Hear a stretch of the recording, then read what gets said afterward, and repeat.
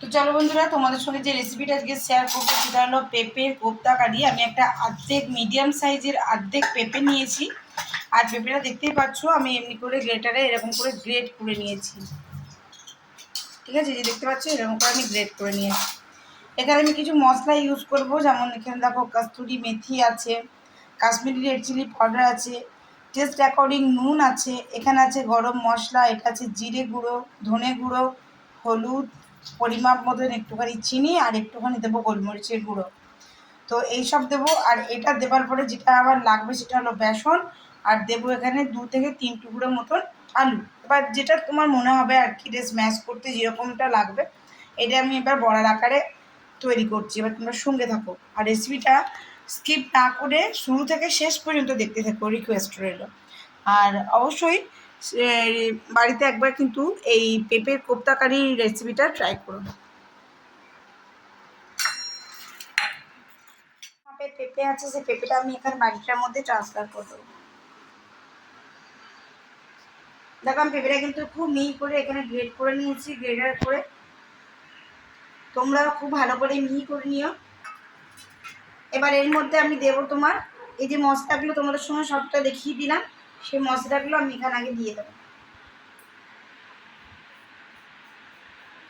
এটা সম্পূর্ণ একটা নিরামিষ অথেন্টিক একটা রেসিপি, খুবই পুরোনো দিনের একটা রেসিপি। এখন যেগুলো আর মানুষ প্রায় করেই না বললে চলে। তো এ দেখো আমি এখান থেকে নেব।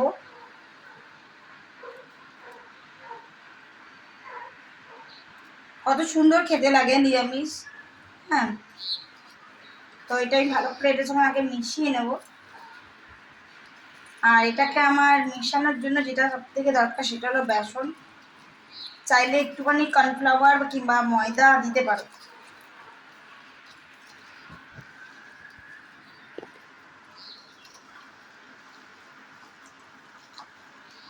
বেসন দেবো আগে, আমি মশলাটার সঙ্গে এগুলো মাখিয়ে দিলাম। আলুটা স্ম্যাশ করতে হবে তো, যার জন্য আমি এটা আগে দিয়ে দিলাম। বাইরে মেঘ আবার গুরুম গুরুম করছে, আসছে মেঘ আবার। এবার আমি এতটা নিয়েছি, তোমাদের যদি একটা বড় পেঁপে থাকে তাহলে আর একটু বেশি লাগবে, বুঝতেই পারছো। দেখো আমি পুরো বেসনটাই দিয়ে দিলাম, দিয়ে ভালো করে আটা করে এটা মানে বড়ার আকারে করে দেবো।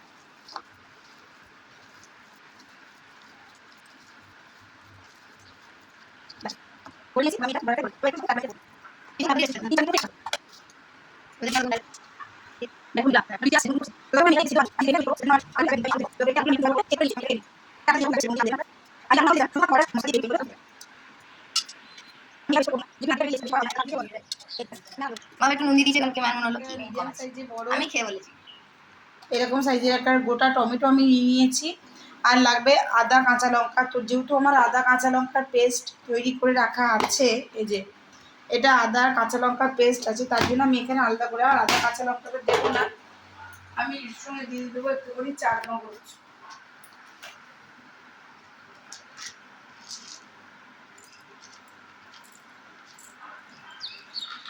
আমি চার মগজ দিলাম, আপনারা যদি চান তো এটাতে কাজু বাদাম বা কিশমিশ পেস্ট করেও দিতে পারেন। তো যেহেতু লঙ্কা ওতে আছে তো আমি এখানে আর একটা শুকনো লঙ্কা দেবো। এখানে এই একটি লঙ্কা দিয়েছি, কাটিয়ে দিই। এবার মা ব্লেন্ড করে নেবে।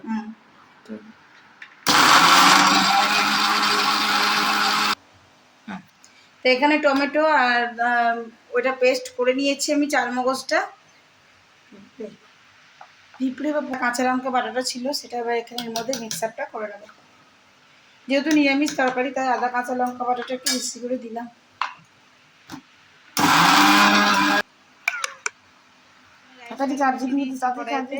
আর এইভাবে কোপ্তার আকারে গড়ে নিয়েছি। গ্যাসটা এবার বন্ধ করে দিত। গ্যাসটা বন্ধ হয়ে গেছে, খালি গরম করে নিচ্ছে মা। আমি তেলটা খুব ভালো করে গরম করে নিয়েছি। দিয়ে এইভাবে তুমি গোল করেও দিতে পারো, কিংবা আবার একটু হাতে চ্যাপটা মতন করে দিয়েও দিতে পারো। যেরকম ধীরে ধীরে গরম, তেল ছিটকাবে। তো এটা একটু হালকা হতে সময় দিতে হবে কিন্তু, যাতে এটা বেশ তোমার টাইট টাইট করে বড়াগুলো ভালো করে হয়, যেমন কোপ্তার বড়া হয় আর কি।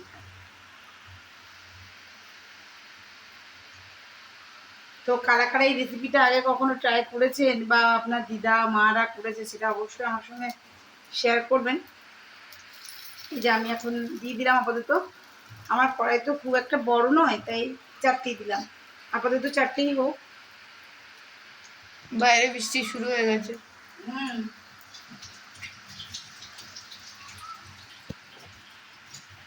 তো এই যে আমি দিয়ে দিয়েছি, এখন কিন্তু আর নাড়াচাড়া করবো না, কিন্তু উপর থেকে জাস্ট একটু করে তেলটা খেলিয়ে দেবো এভাবে, তারপর নিচ বেশ ভালো হয়, তাহলে বেশ ভালো কড়া কড়া। এটা এখন হতে একটু সময় দেবো, গ্যাসটা একটু সিমে করে দিলাম। বড়াগুলোকে ভেজে নিয়েছি, আর এক সাইডটাও এরকম করে ভাজার পর আমি তুলে নেব। তারপরে প্রতিটা আমি বড়া ভেজে নেবার পর তোমাদের সঙ্গে গ্রেভিটা শেয়ার করছি আবারও। তো তোমরাও কিন্তু এরকম লাল লাল করে, কিন্তু মানে সেকেন্ড ব্যাচটা আমি দিয়ে দিয়েছি। এখানে আমার বাটি পুরোপুরি ফাঁকা, এখানে হয়ে গেছে তোমার 5টা আর এখানে হয়ে গেছে তোমার 4টে। তো চলো এটাও একটু ভাজা ভাজা হবে, দু সাইডটা ভালো করে লাল লাল করে, তারপর আমি তোমাদের সঙ্গে আমার গ্রেভিটা শেয়ার করছি। তো বড়া ভাজার তেলে আমি এখন যে আলুগুলো টুকরো করে রেখেছিলাম, সেদ্ধ আলুগুলো, সেগুলো একটু লাল লাল করে আর কি ভেজে নেবো। এখন কিন্তু আমি নুন টুন কিছু দিইনি, সেদ্ধ আলুগুলো আমি একটু ভাজছি। তো চলুন এবার আর একটা কড়াই বসিয়ে দেবো, বসিয়ে পরে আমি গ্রেভিটা তৈরি করবো।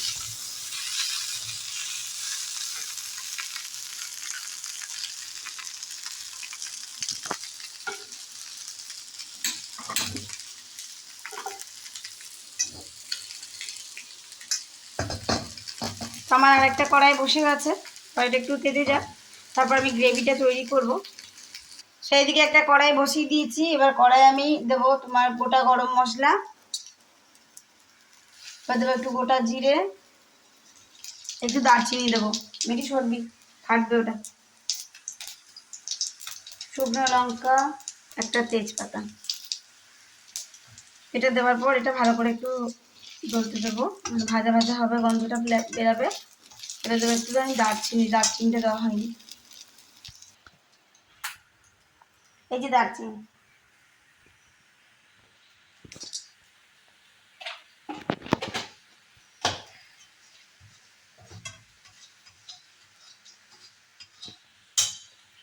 এবারে এই যে মশলাটা তৈরি করে রেখেছিলাম, আদা, কাঁচা লঙ্কা, চার মগজ আর হলো টমেটো, সেটাকে আমি দিয়ে দেবো।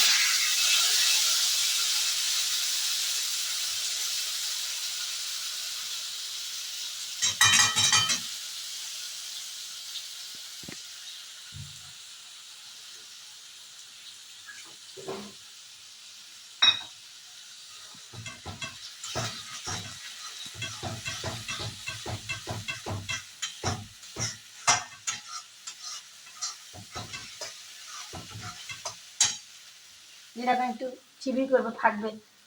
তো চলো এবার আমি কি কি মশলা দিচ্ছি একবার তোমাদেরকে দেখাই। এবার এটা হচ্ছে, এবার এর মধ্যে আমি মশলাগুলো এক একটা করে মিলাবো।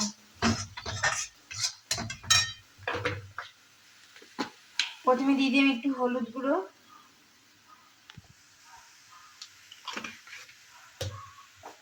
আর নুন, নাহলে আমি ভুলে যাবো।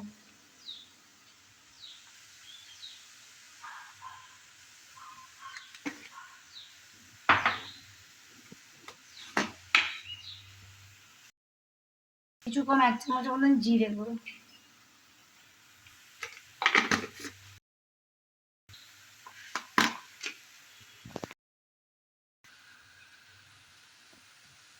আধা চামচ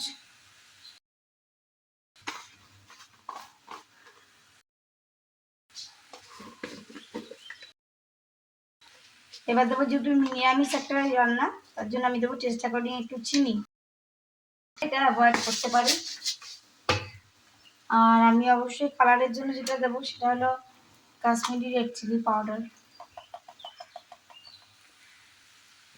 এই সব কটা একটুখানি মিক্স আপ করার জন্য একটু দেবো জল।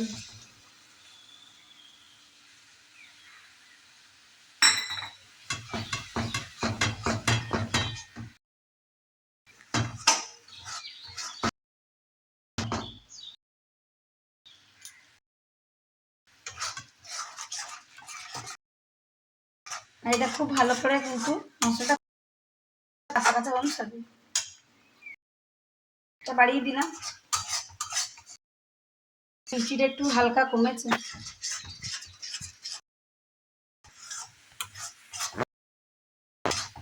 দিন গরম কড়াই,